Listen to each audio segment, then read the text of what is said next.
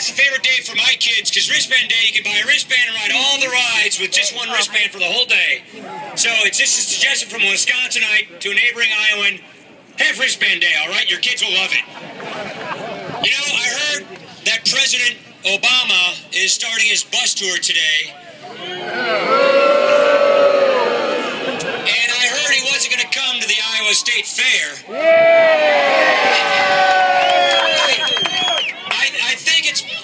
I think it's become so. You know what? It's funny. It's funny because Iowans and Wisconsinites, we like to be respectful of one another and peaceful with one another and listen to each other. These ladies must not be from Iowa or Wisconsin.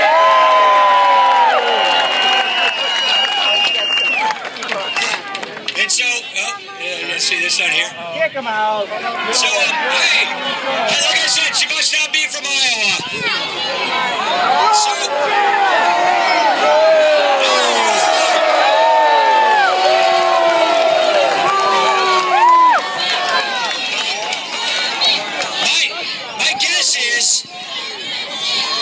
my guess is the reason President Obama isn't making it here from Council Bluffs because he only knows left turns.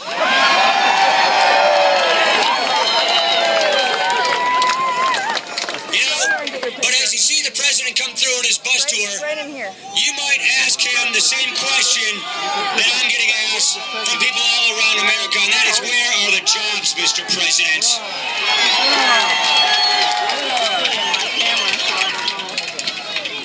Now, one thing we've got to get straight. Is we're not growing this economy like we need to. We're not creating jobs like we can in America. And that is why Mitt Romney and I have a plan for a stronger middle class to get this country back on track, get this country growing jobs again, and get us back on the path to prosperity in this country.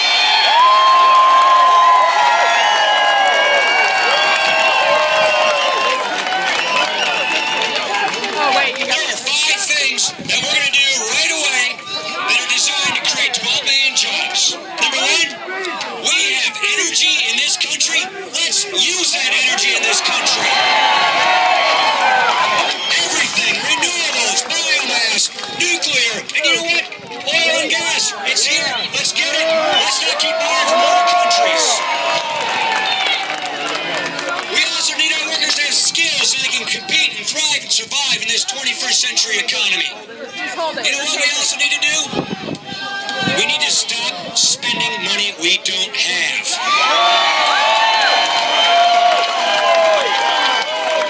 President Obama has given us 4 years of trillion-dollar-plus deficits.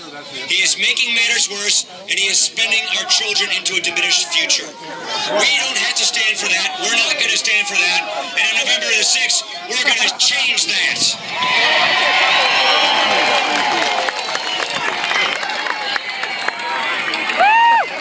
We also need to have free and fair trade so we can make more things in Iowa, make more things here, sell them overseas. 97% of the world's consumers are out of this country. We need to grow and make things in states like Wisconsin, Iowa, the Midwest. If we do that, we'll create jobs.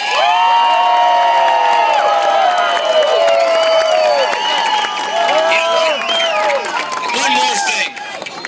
One of the great things about Mitt Romney is that this is a man who actually knows how to create jobs. This is a man in his life who has created jobs, started small businesses, turned around failing businesses. That's the kind of leadership and experience we want to have in the White House. This is a man who has real life experiences, who knows that if you have a small business, you did build that small business.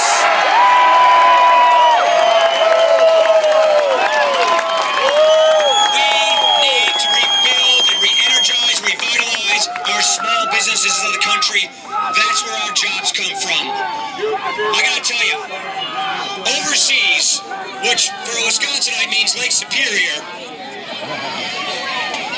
our competiting nation competing nations are taxing their businesses at a lot lower rates than we're taxing ours.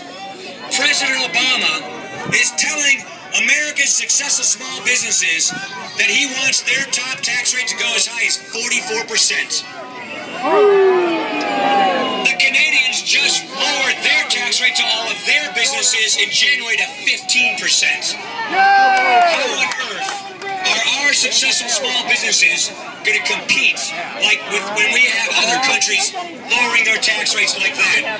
We need to make sure we get rid of the loopholes, get rid of the deductions, lower everybody's tax rates so our businesses can survive and not keep taxing small businesses and spending that money in Washington.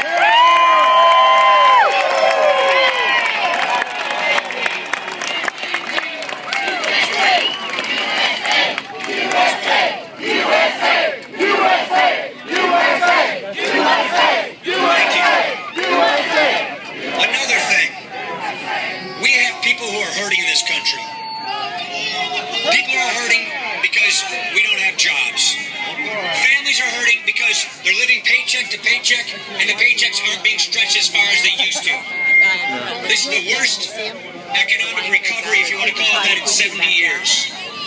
We have the largest deficits and the biggest government since World War II. 1 out of 6 Americans are living in poverty today. What we have to do, what we need to do, is to have the kind of policies that get people from welfare back to work into lives of self-sufficient